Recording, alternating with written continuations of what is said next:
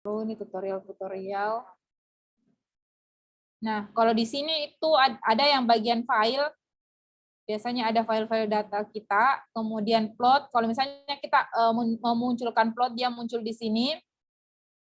Kemudian kalau package itu, ini package biasanya harus harus di checklist karena ada beberapa jenis analis dia tidak bisa jalan kalau tanpa tanpa package begitu. Kalau help di sini kayak mau kita tahu bagaimana satu sintaks seperti itu. Pure di sini ini jarang sih gunakan. Kalau di help itu misalnya kita cari sesuatu tentang sintaks itu kita bisa cari di sini. Misalnya di tes, coba adakah? Ini ada. Ya, seperti itu. The student strength distribution. Nah, teman-teman bisa cari di bagian help. Kalau package, teman-teman ada yang memang sudah langsung ada di R-nya, teman-teman juga bisa langsung install di sini. Ada yang dari repository CRAN, misalnya kayak apa ya, TS, misalnya ini untuk time series. Nah, bisa langsung, tapi saya sudah install sebenarnya. Nah, kayak seperti itu, teman-teman tinggal cari di sini. Karena biasanya ada beberapa sintaks, dia tidak jalan kalau tidak diinstal. Kemudian meskipun diinstal, kalau di sini tidak di checklist, dia tetap tidak bisa jalan, seperti itu. Apalagi itu saja ya, mungkin pengenalannya. Bisa lihat video pengenalan RStudio di pelatihan sebelumnya, saya sudah upload juga. Jadi kita lanjut saja. Nah, kalau teman-teman mau memulai melakukan analisis data, ya tentunya teman-teman perlu mempunyai data. Sebenarnya saya sudah upload ini data pelatihan, tapi saya hapus ya. Nanti kita upload kembali. Nah, caranya seperti ini. Kalau saya, teman-teman bisa pakai sintaks, tapi kalau saya lebih mudahnya pakai ini, langsung menggunakan import dataset. Setelah itu pilih sesuai bentuk datanya teman-teman. Kalau teman-teman punya data bentuk Excel, ya pilih form Excel seperti itu. Nah, setelah seperti ini, nah teman-teman tinggal pilih di sini cari. Nah, teman-teman tinggal pilih di mana. Misalnya mana ya? Ini punya saya. Kemudian kita klik 2 kali atau open. Seperti ini, dia akan memprosesnya. Di mana dia? Dia sementara proses di sini. Nah, ini dia munculkan datanya. Ada kelas A, kelas B, kelas C. Sengaja ya saya buat memang datanya ini di random saja. Anggap saja ini sebuah nilai ujian misalnya. Kelas A, kelas B, kelas C. Kemudian saya buat juga kelompoknya ada kelas saja, berarti ini terbalik ya. Harusnya di kelas ini yang pakai 1. Ingat ya teman-teman, di sini terbalik. Jadi di sini kelas harusnya 1 yang nilai ini yang isinya kelas, terbalik. Tidak apa-apa, nanti kita balik saja pakai sintaksnya. Dan nilai standarnya itu 75 misalnya. Nah, teman-teman bisa ubah nilainya di sini, tapi karena menurut saya sudah cocok, jadi saya tulis pelatihan saja. Teman-teman bisa ubah sesuai dengan keinginannya teman-teman, kemudian di sini. Nah, ini sebenarnya bisa teman-teman panggil dengan cara ini di sintaks, tapi kalau seperti ini teman-teman tinggal import. Nah, dia akan mengimport. Nah, ini dia data kita, import ya. Nah, setelah itu kita masuk ke sintaks. Jadi ini bagian data ya, ini gambarnya data, kalau ini sintaks. Nah, bagaimana caranya memunculkan seperti ini? Teman-teman bisa ke sini, new file, nah pilih R script seperti ini. R script, jadi dia munculkan seperti ini. Oke. Tapi Kak, ya. Agak kecepatan cara tak menjelaskan. Oke, terima kasih Dek. Nah, ini kan sudah tadi ya, misalnya teman-teman mau menambah script baru, bisa pilih bagian ini yang gambar tambah. Setelah itu klik sini, kemudian R script, pilih. Ini. Bisa juga Ctrl N di beberapa device. Nah, setelah itu saya hapus ini ya, karena teman-teman sudah tahu caranya ditambahkan. Kita masuk ke sini. One sample t-test. One sample t-test. Misalnya tadi, one sample t-test, syaratnya itu Ternyata dia harus normal. Berarti kalau dia harus normal, apa?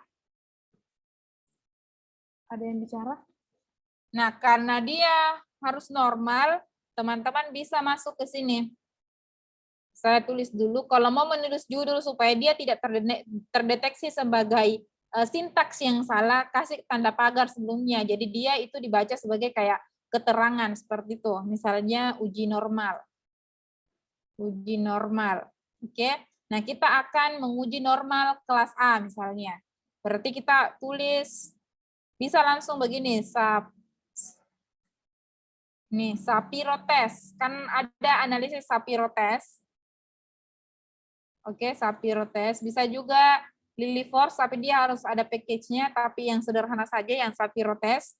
Nah, teman-teman tinggal masukkan datanya. Kan data kita tadi namanya pelatihan ya, pelatihan. Dia akan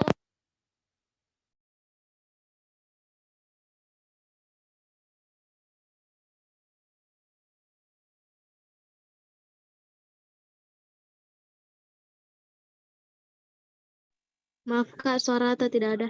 Suaranya Vi, kakak Vivi.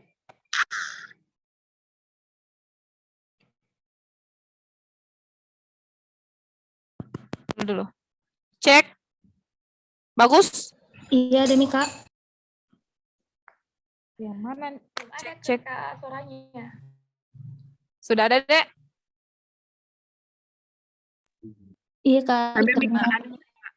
Harus ikut pegang ini, Kak? Oke, jadi nah, tadi kan kita sudah masukkan. Ini Shapiro test. Kenapa dia tidak bisa terdeteksi? Karena di data pelatihan tadi dia banyak kelas. Dia banyak data. Ada data kelas A, kelas B, kelas C, ada kelas, ada nilai, dan seterusnya. Nah, jadi dia tidak bisa mendeteksi yang mana sih sebenarnya mau diuji normal. Makanya perlu dipilih kolom yang mana atau variabel yang mana. Nah, caranya dipilih kan di sini sudah ada pelatihan. Teman-teman pilih dolar. Jadi ini istilahnya memanggil variabel dalam data frame. Oke? Jadi pelatihan, klik tanda dolar, nanti pilih yang mana mau dilihat. Jadi kita pilih kelas A kan, karena kita mau uji normal untuk kelas A. Nah, setelah itu kita langsung run. Nah, dia akan muncul langsung seperti ini di bawah.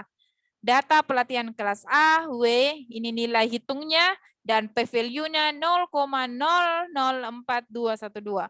Normal atau tidak? Tidak normal kan, karena dia lebih kecil dari 0,05, seperti itu. Tapi anggap saja normal ya, karena kita cuma mau belajar tutorial, jadi kita lanjut saja.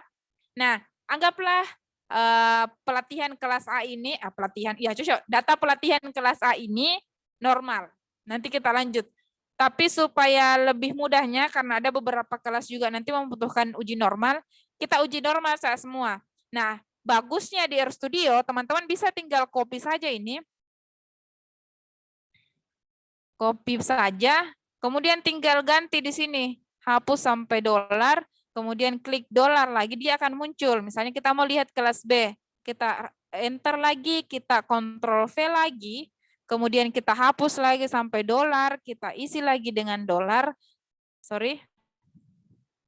Nah, kita pilih kelas C. Nah, kita lihat apakah semuanya normal. Nah, teman-teman bisa langsung blok bersamaan, gini, kemudian run. Nah, teman-teman langsung satu kali keluar. Nah, kelas A tadi kan tidak normal. Kelas B juga tidak normal, karena lebih kecil dari 0,05. Ini kelas C-nya juga tidak normal, karena lebih kecil dari 0,05.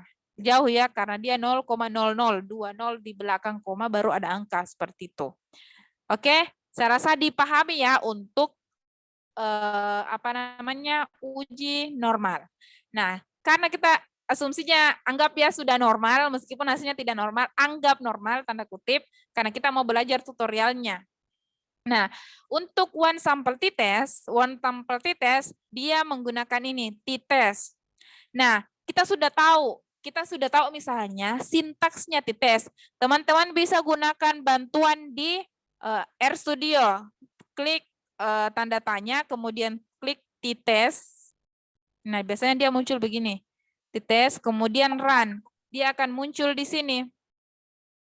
Student t-test. Nah, dia kayak begini. Yay, alternatif, pirate, var equal, dan conf levelnya. Sama dengan yang di sini tadi.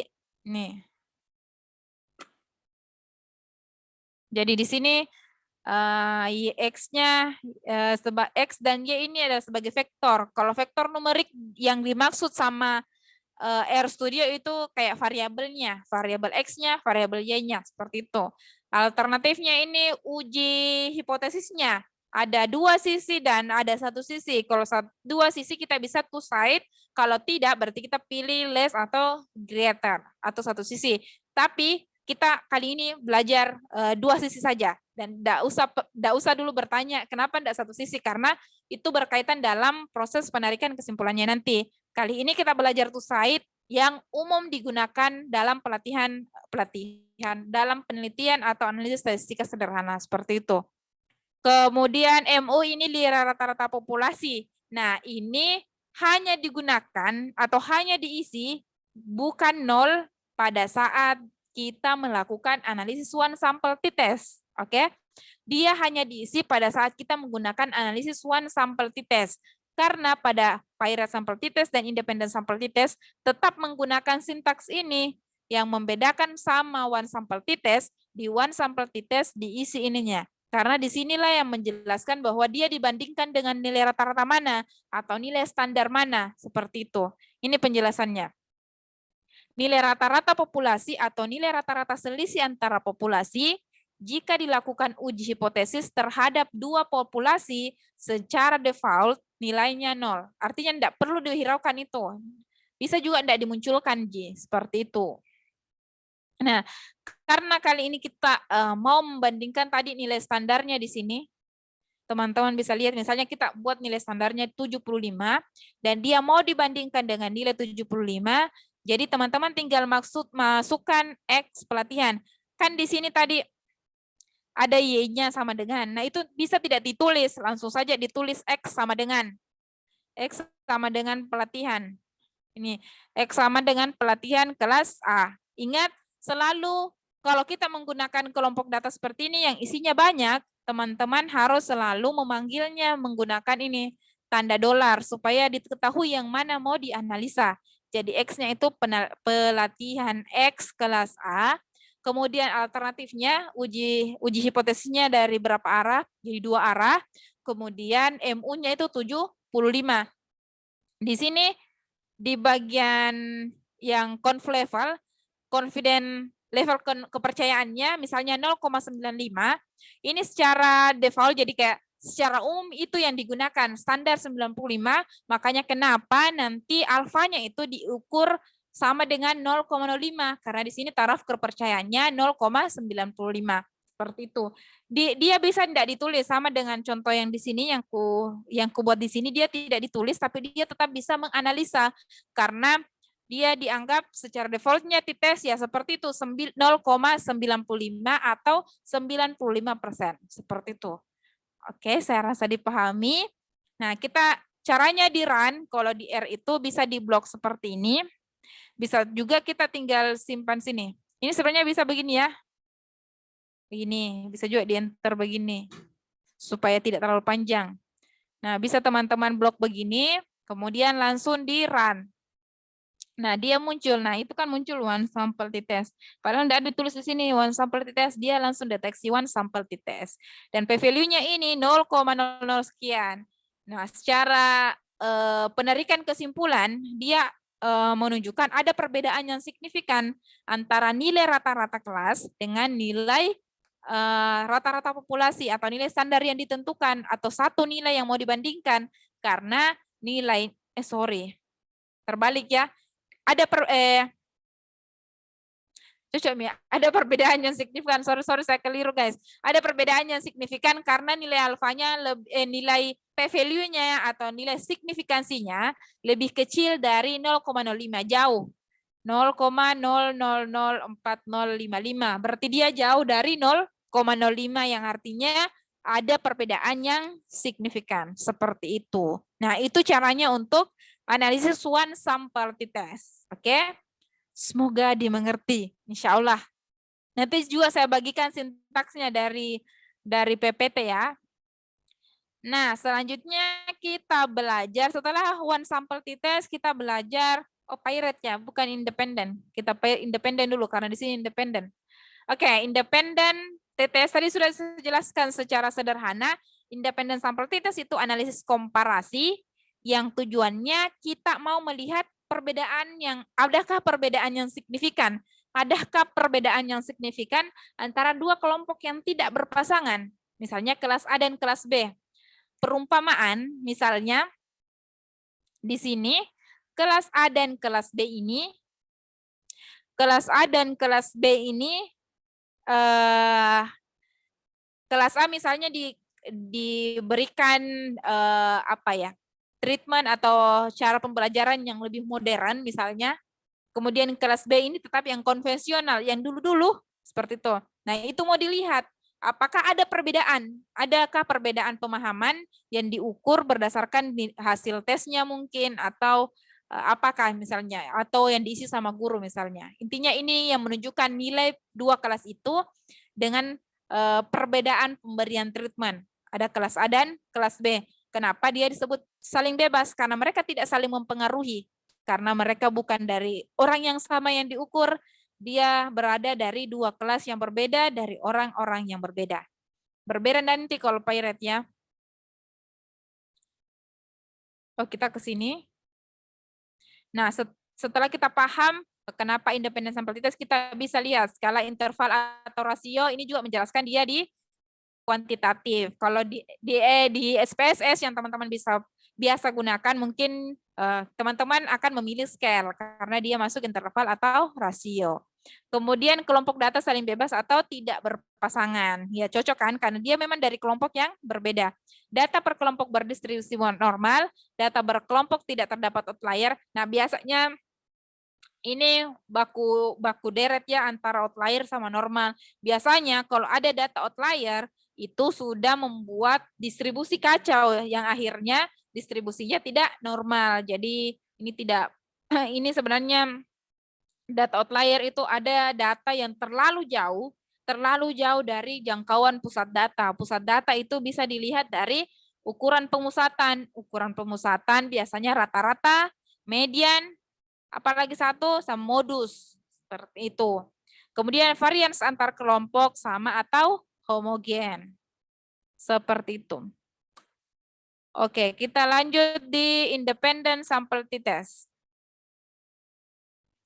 Nah, tadi kan kita sudah uji normal ya. Jadi uji normalnya itu teman-teman bisa kita lihat tadi kan tidak normal semua. Sekali lagi saya bilang, kita anggap saja kelas A dan kelas B ini normal. Jadi kita tetap menggunakan analisis parametrik yaitu independent sample t-test karena datanya tidak berpasangan. Oke. Nah, ini sama ya, tetap menggunakan t-test.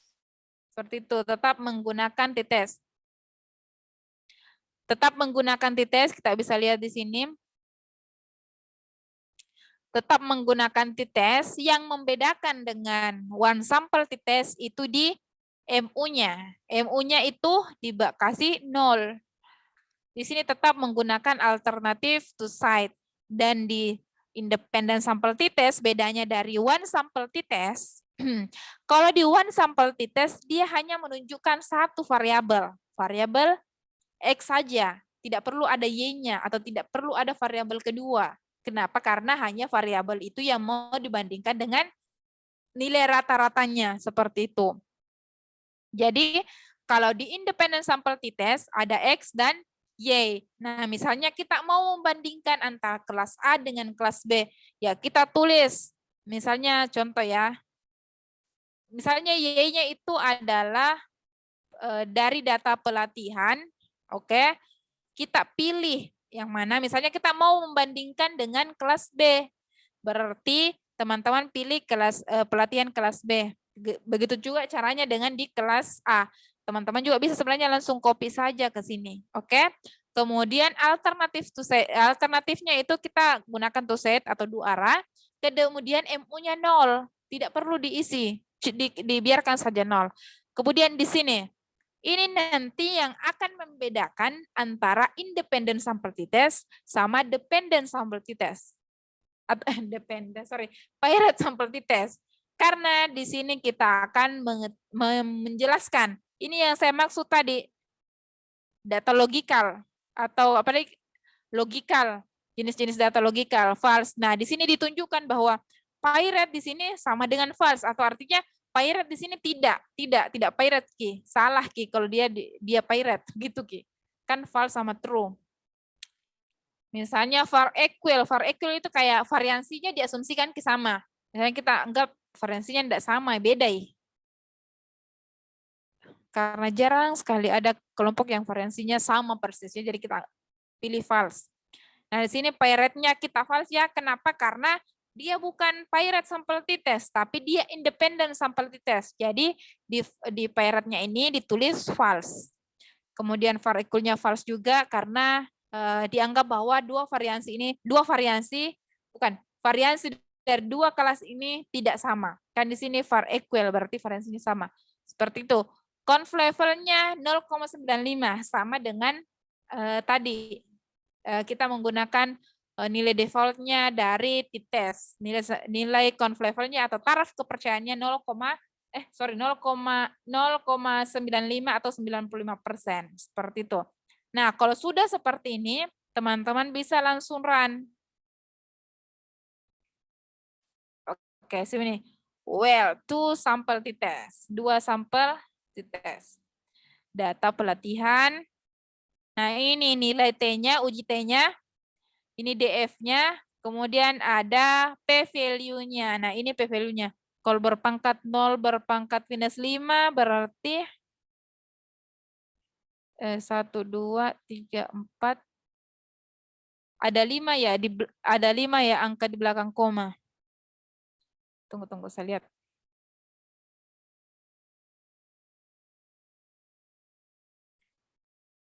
Caranya saya membaca angka di belakang koma.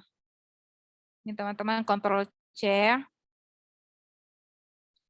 Kemudian ke sini. Dia tidak berubah, guys. Oh, ini 0,00003451. Jadi kalau dia dibandingkan dengan 0,05 artinya dia lebih kecil. Berarti menunjukkan ada perbedaan yang signifikan antara dua kelas ini ya. Kelas A dan kelas B seperti itu. Karena nilai p-value-nya lebih kecil dari 0,05. Karena ini berapa angka ya? 1, 2, 3, 4. 4 nolnya di depan baru ada angka 3. Seperti itu. Nah, teman-teman bisa juga bukan menggunakan p-value, tapi menggunakan apa istilahnya nih, t-hitung. Kalau biasa baca skripsi ada t-hitung, ada t-tabel. Nah, t-hitung itu bisa diambil dari sini. Nanti cari t-tabelnya seperti itu. T-tabel biasanya ada di internet, sama ada di buku-buku, ada di lembar terakhir buku-buku statistika biasanya ada. Seperti itu. Ini t-hitungnya. Teman-teman tinggal bandingkan dengan t-tabel seperti itu. Capek, Kak. Oke. Sudah ya, kita lanjut ke paired. Nah, saya hanya ingin menjelaskan bahwa paired sample t-test tadi itu dia sampel berpasangan. Berarti dia sampel yang diuji sebelum dan sesudah. Dia hanya dibedakan waktu pengukurannya itu dibedakan dari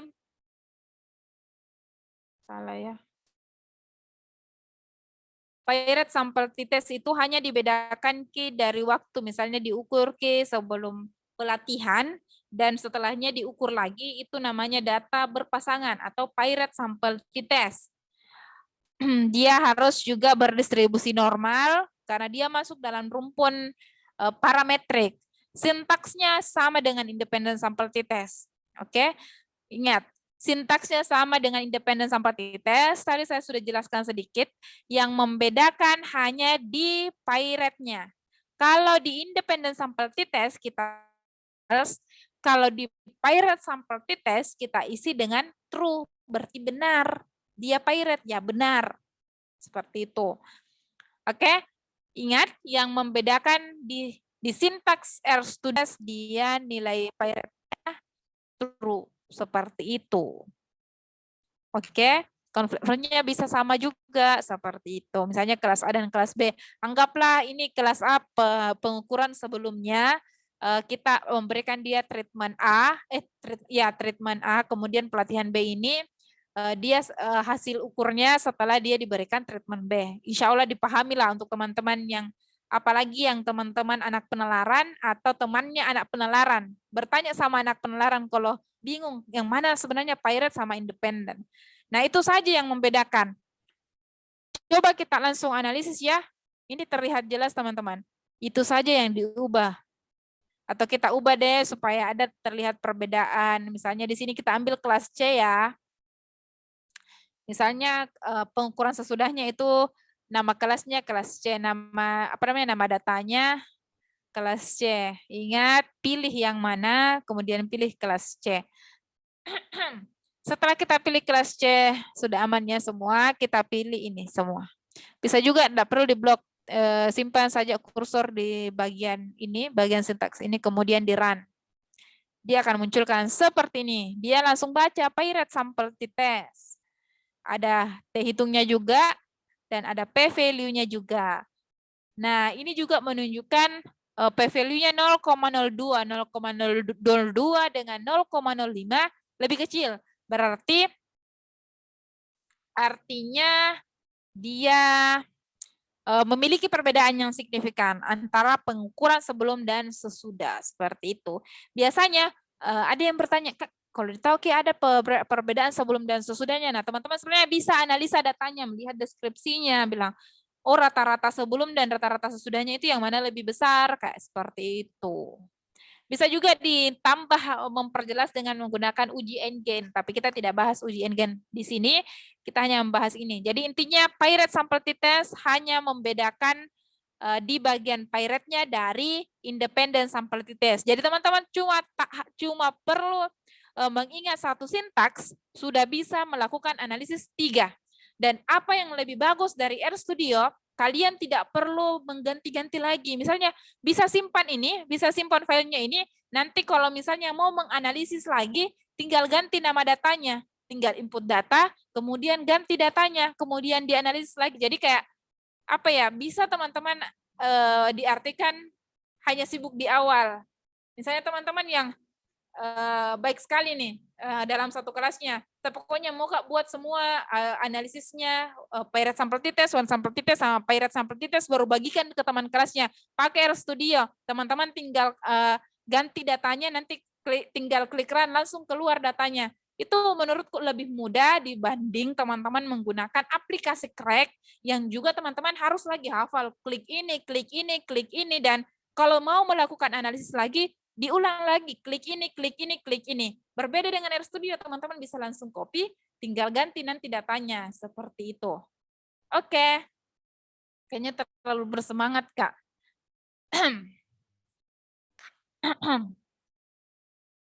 Bisa saya isi minum?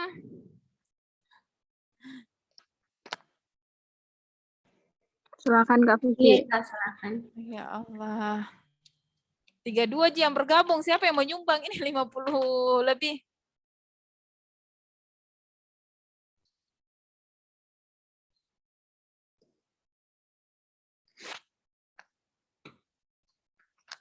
Luna mulai lobet laptop.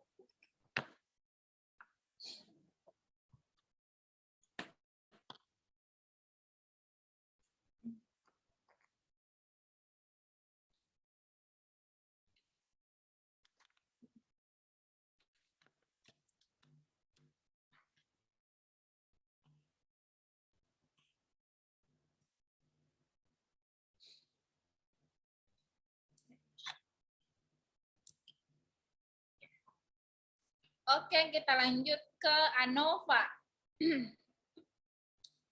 Yang tadi saya mau analisis ini ya, lupa saya analisis uji homogen. Semoga saya ingat. Kalau ini uji homogen, apa saya tidak buat tadi? Ya masuk di sintaks ini, jadi harus di ini. Coba ya dulu.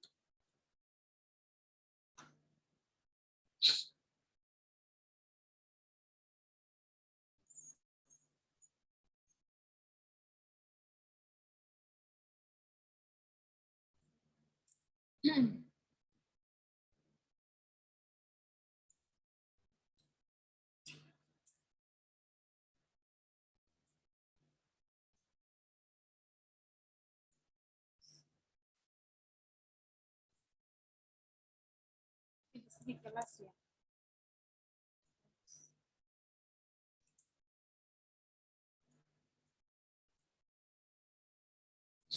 Oke. Kita lanjut ya teman-teman.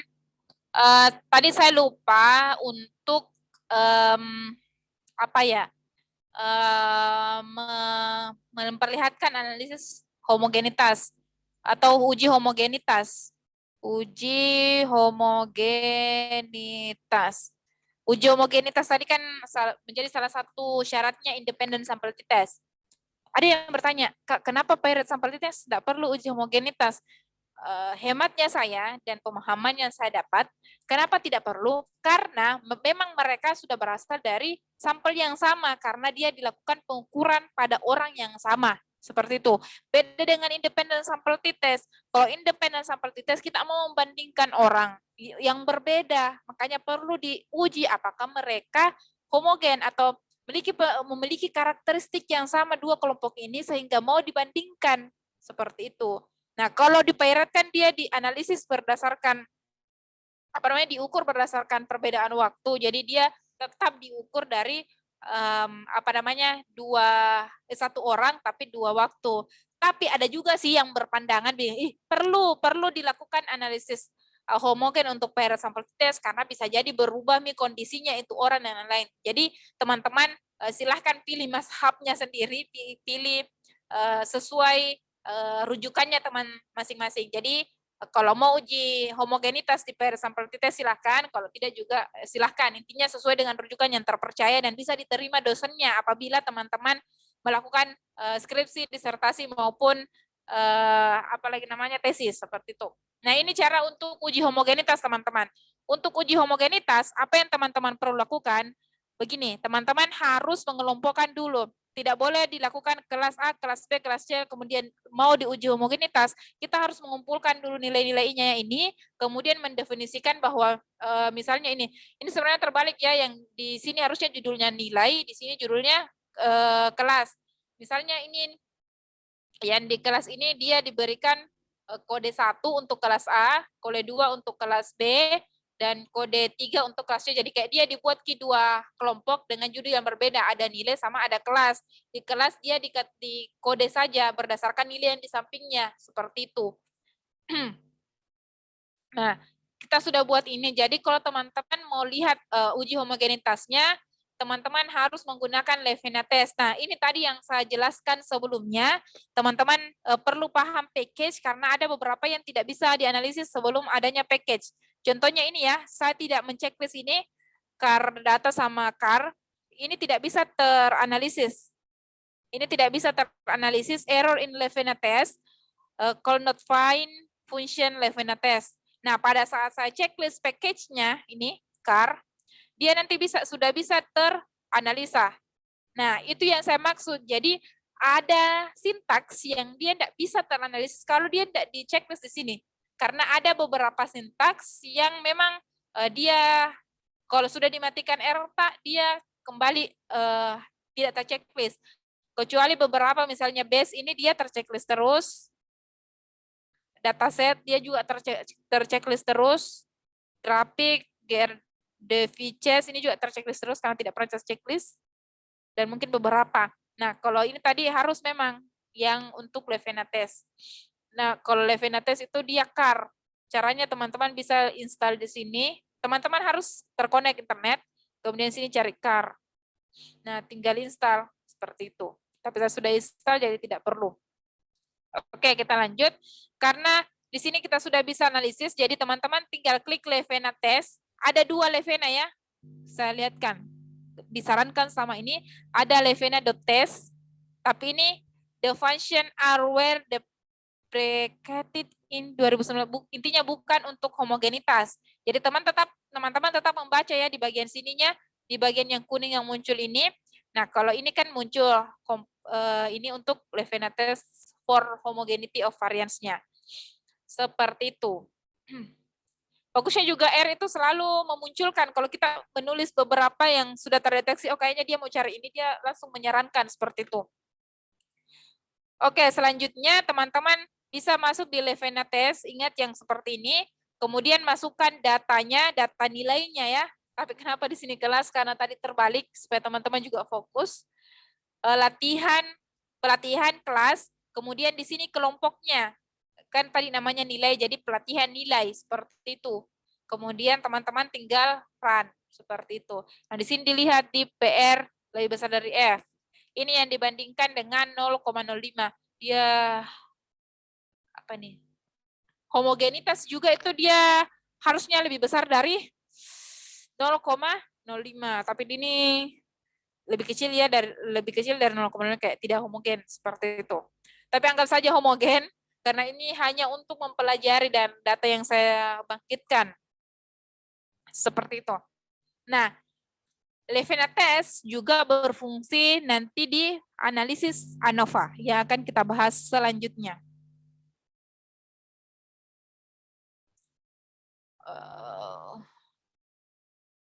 Oke, nah ini untuk analisis ANOVA. Tidak bisa dihilangkan ini kayak. Nah, ini untuk analisis ANOVA merupakan metode statistik inference yang digunakan untuk menguji rata-rata dari beberapa populasi.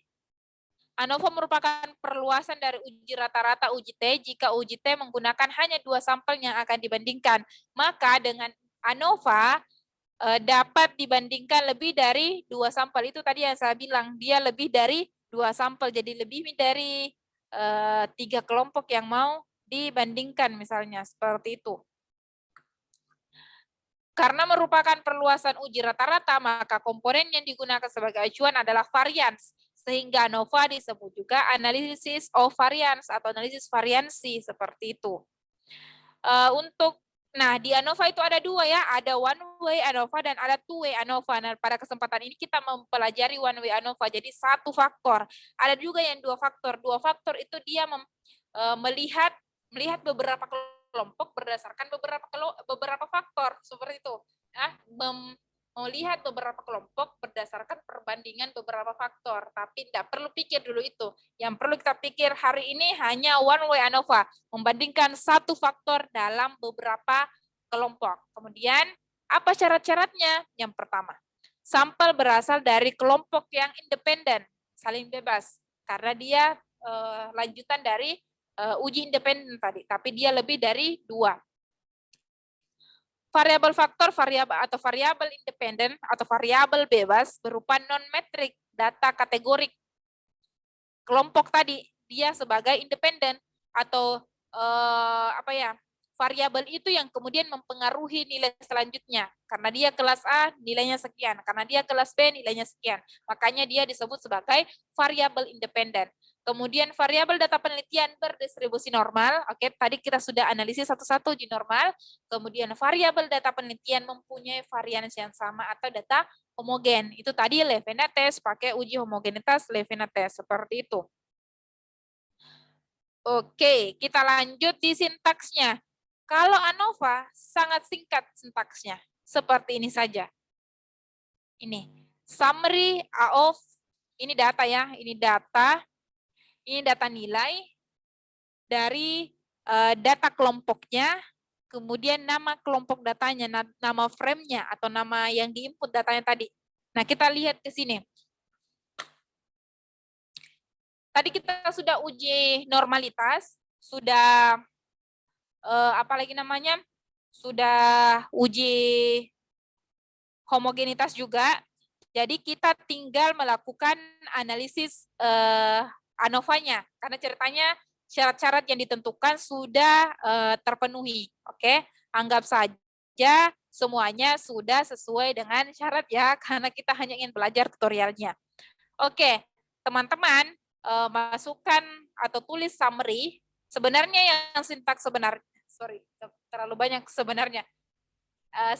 Yang aslinya sintaks ANOVA itu cuma di bagian ANOVA, kemudian masukkan yang ini nilainya, kemudian berasal dari kelompok mana, kemudian nama kelompoknya, seperti itu. Oke, kita bisa lanjut dengan cara seperti ini. Ini summary, ini AOF, kemudian ini pelatihan nilai. Ini apa ya? Underscore yang bergelombang ya teman-teman, underscore bergelombang. Jadi kayak bagaimana perbandingan pelatihan, bagaimana perbandingan, oh terbalik ya harusnya di sini kelas. Bagaimana perbandingan nilainya itu nilai berdasarkan terbalik. Di sini kelas.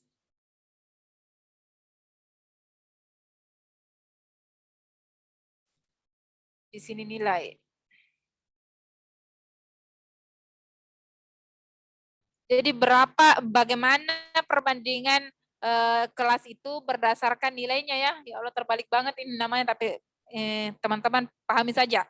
Jadi ceritanya kita mau melihat bagaimana perbandingan nilai-nilai itu berdasarkan atau dari kelompok. Seperti itu, makanya lambangnya seperti ini. Kemudian dimasukkan pelatihan. Karena dia nama datanya kan pelatihan, seperti itu.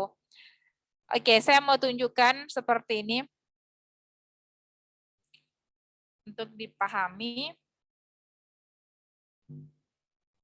Komen P. Kalau ini kita analisis saja, dia juga bisa langsung kita definisikannya. Misalnya uji ANOVA. Kalau teman-teman kasih nama di sini harus baku sambung sama dengan. Oke, ini.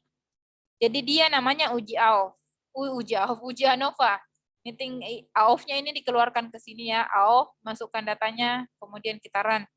Nah, dia hanya munculkan seperti ini. Nah, bagaimana caranya dia memunculkan misalnya p-value-nya berapa, apalagi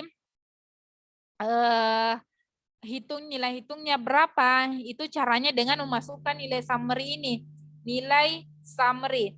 Jadi teman-teman bisa lebih mudah seperti ini. Kalau enggak mau langsung ya, ini summary, masukkan ini uji. Nah ini uji ANOV ya, ini uji ANOVA. Nah pada saat teman-teman run seperti ini, dia memunculkan seperti ini. Nah yang dilihat juga di bagian sini. Oke. Dia juga penarikan kesimpulannya sama dibandingkan dengan 0,05. Apabila dia lebih kecil dari 0,05, artinya ada perbedaan yang signifikan antara ketiga kelompok. Kenapa tiga kelompok? Karena ada tadi kelas A, kelas B, dan kelas C. Atau kelompok A, kelompok B, sama kelompok C. Seperti itu. Di sini dilihat. Ini. Oke, nah bagaimana kalau kita langsung seperti ini? Apakah nilainya sama? Ya harusnya sama sih. Oke, kita run. Oke, teman-teman bisa lihat? Sama kan?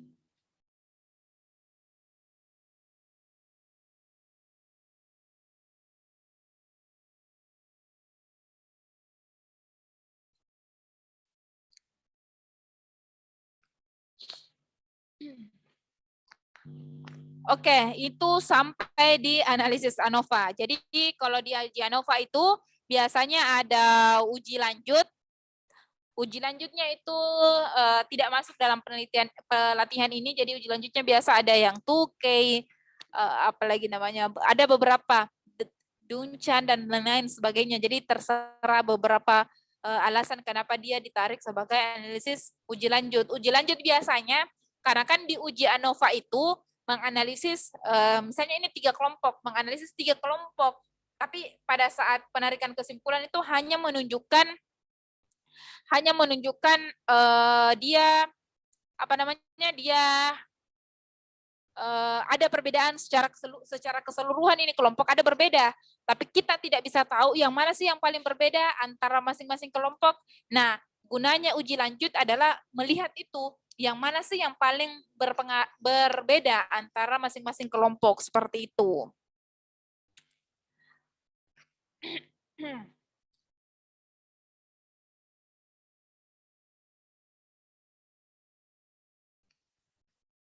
Oke, satu lagi ya. Satu lagi moderator, tolong jawab saya merasa sendiri. Ya, Kak.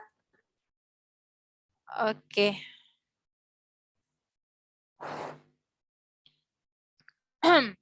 Selanjutnya analisis korelasi. Analisis korelasi itu biasanya pada saat teman-teman melakukan penelitian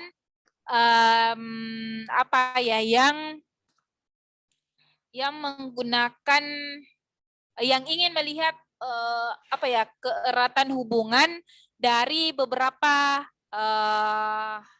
variabel atau dua variabel seperti itu. Jadi dia masuk di rumpun di rumpun parametrik seperti itu.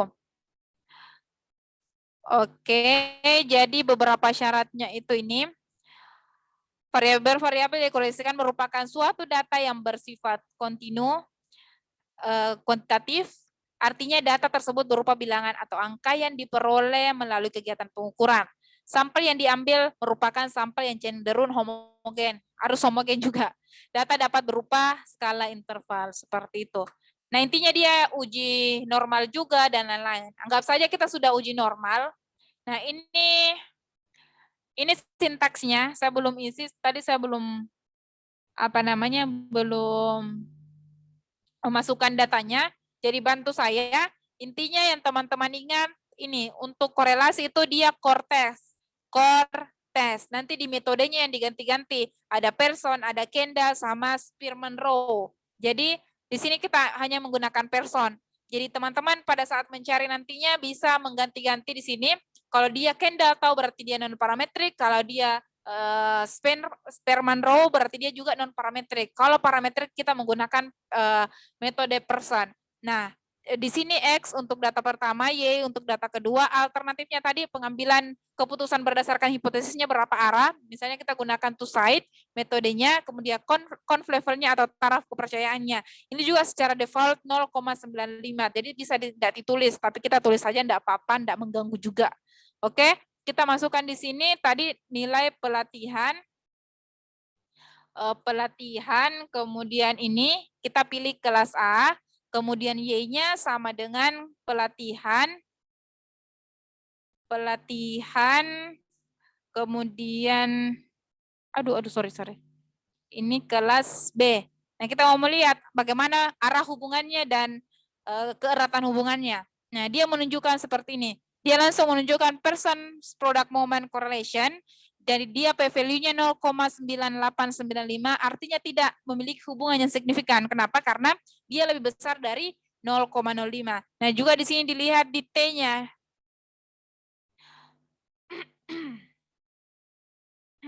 Di T-nya, jadi dia 0,013, dia kecil seperti itu. Itu saja mungkin yang bisa saya jelaskan di analisis atau pertemuan kali ini. Yang ingin saya bilang bahwa analisis RStudio itu teman-teman bisa melakukan kesibukan di awal saja, nantinya bisa ganti-ganti data saja seperti itu. Teman-teman bisa lebih cepat memahami karena dia runtutan yang mau dilakukan itu diisi sesuai yang dibutuhkan. Beda dengan mungkin beberapa aplikasi yang klik kalian tidak paham apa sih yang harus dimasukkan. Kalau di sini harus teman-teman pahami.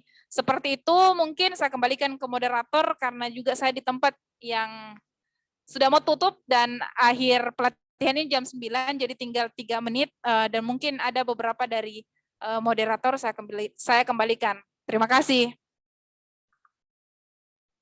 Baik, terima kasih atas Kakanda Vivianti atas pemaparan yang begitu menarik. Baik teman-teman, kini tiba saatnya kita masuk pada sesi diskusi. Sesi ini akan dibagikan menjadi beberapa sesi. Untuk sesi pertama, saya berikan kesempatan bertanya untuk 3 orang. Bagi peserta yang ingin bertanya, silakan untuk raise hand sebelum bertanya dengan tolong sebutkan identitasnya terlebih dahulu. Kemudian saya persilahkan untuk 3 pertanyaan.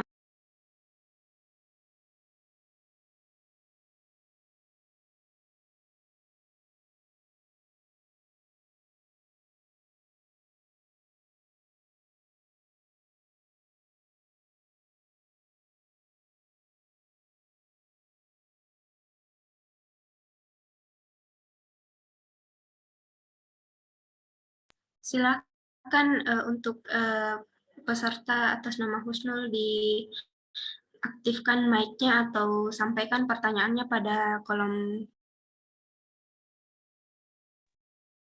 Ya, terima kasih. Langsung saja mungkin saya dua arah ya dengan Kakak Vivi.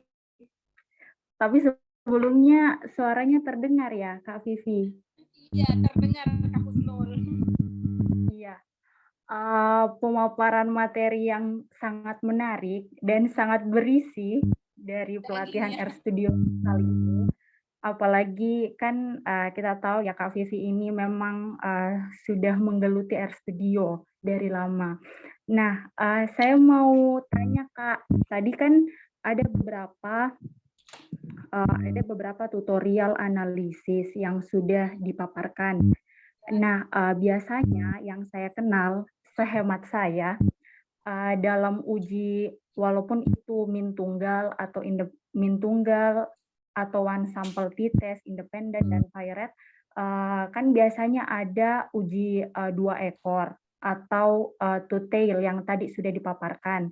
Tapi yang saya tahu ada juga uji one tail atau 1 ekor.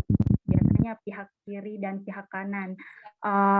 Kalau misalnya pakai aplikasi RStudio itu seperti bagaimana Kak? Atau mungkin sisa diganti ya, yang alternatifnya itu jadi left side atau right side atau bagaimana sih?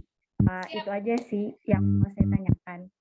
Ya, jadi mohon ya Kakak Vivi dibimbing tutorialnya gimana. Sangat merendah ini ya Kak Husnul. Oke, terima kasih ya. Kan tadi minta 2 arah. Iya. Iya Kak, di alternatifnya saya diganti.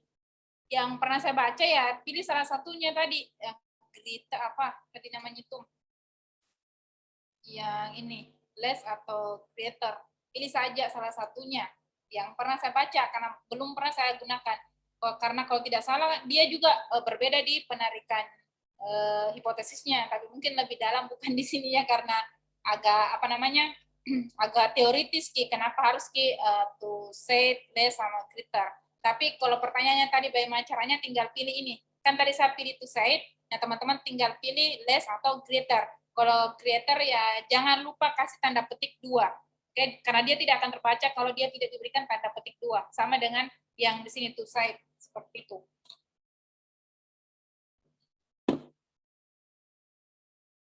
Bagaimana dengan saudari penanya, apakah ada yang ingin ditanggapi atau sudah diterima? Sudah clear. Berarti bukan pakai bahasa left dan right ya, dia pakai less and greater ya? Iya. Oh iya, siap. Ya, terima kasih Kak Vivi dan moderator. Wow, sangat menarik banget acara PR kali ini. Iya, sama-sama Kak Husnul. Oke, mungkin ada lagi deh. Sebelum ini mungkin terakhir ya, karena sudah jam 9 dan saya harus balik. Karena ini tempat yang saya tempati harus tutup. Baik, karena waktu yang terbatas juga kami akhiri sesi tanya jawab pada malam hari ini. Mudah-mudahan materi yang sudah disampaikan sampaikan bermanfaat dan membuat kita semua tergerak untuk mengikuti praktik baik yang telah dilakukan. Dengan berakhirnya sesi tanya jawab ini, saya Nurul Aziza Wulandari pamit undur diri. Terima kasih atas perhatian Bapak kalian semua. Saya serahkan kepada panitia. Wassalamualaikum warahmatullahi wabarakatuh. Waalaikumsalam warahmatullahi wabarakatuh.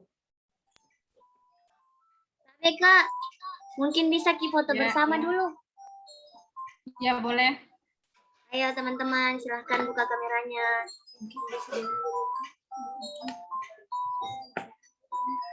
Tapi Kak mungkin bisa stop share dulu Kak. Oh, astaga, sorry. Iya Kak. Oke, oke. Teman-teman silahkan buka kameranya yang bisa berikan senyum termanis Kak. Iya, oke.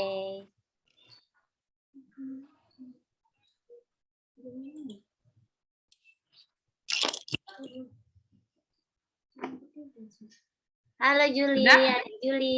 1,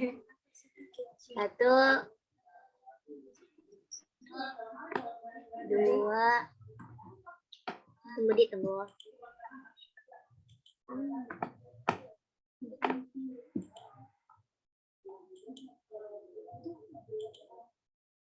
Sudah ada? Iya Kak. 1, 2. Terima kasih Ya. semuanya.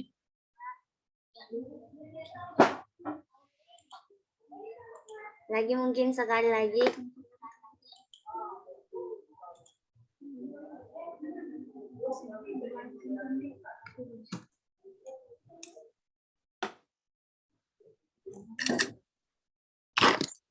Oke, sudah Jaya.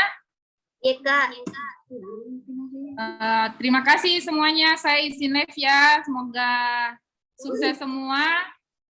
Dan nanti di-share video pelatihannya. Terima kasih. Assalamualaikum warahmatullahi wabarakatuh. Dah. Terima kasih, Vivi. Ya. Terima kasih, Moka.